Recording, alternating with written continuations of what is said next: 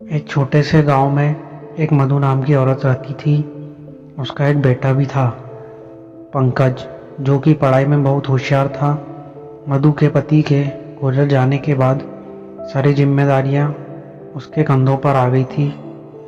वह किसी के घर बर्तन धोती तो किसी के घर खाना बनाती थी।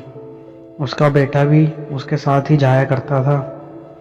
मधु जहाँ काम करने जाती थी वहाँ बैठे बैठे पंकज अखबार पढ़ा करता था। एक दिन जब वह अखबार पढ़ रहा था तो एक औरत आकर बोली, अरे पंकज, अखबार पढ़ने से तू कौन सा बड़ा अफसर बन जाएगा, जाकर अपनी माँ की मदद कर। पंकज बोला, मालकिन, मैं बड़ा अफसर बनना चाहता हूँ। हम किताब नहीं खरीद सकते, इसलिए यह अखबार पढ़कर जानकारी प्राप्त कर रहा हूँ। मालकिन जोर जोर से हंसने लगी। यह देखकर मधु अपने बेटे को लेकर घर चली गई।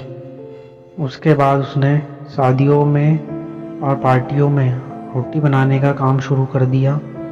वह सुबह सुबह उठकर रोटी बनाती थी और पंकज भी सुबह उठकर अपनी माँ का हाथ बटाता था और फिर पढ़ने बैठ जाता था। एक दिन मधु का मकान मालिक आया और बोले, क्या मधु, तुम सुबह सुबह उठ जाती हो और बिजली जला लेती हो? या तो बिजली का बिल भरो या कमरा छोड़ दो। यह बोलकर मालिक गुस्से में चला जाता है।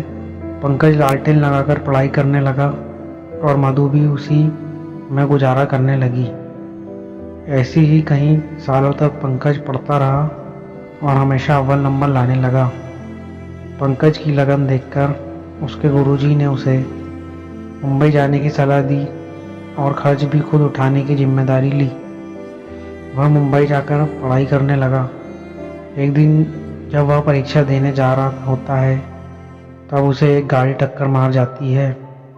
उसके सर पे और बाएं हाथ पर चोट लग जाती है। वह दाहिने हाथ से लिखने का निर्णय लेता है।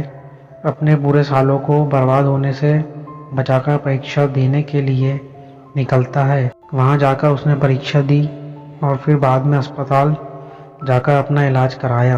पंकज ने वहाँ भी अपनी पढ़ाई जारी रखी और इंटरव्यू दिया। इंटरव्यू देने के बाद वह अपने गांव वापस चला जाता है।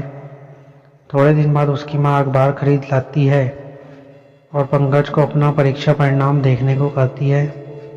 पंकज खुश होकर बोलता है, माँ, मैं पास हो गया, मैं अफसर बन गया।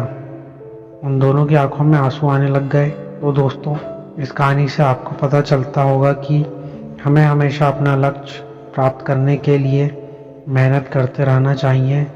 दुनिया चाहे हम पर हंसी उड़ाए, लेकिन हमें कभी हिम्मत नहीं हारनी होती है और हमेशा अपने लक्ष्य पर ध्यान देकर जीत हासिल करना चाहिए।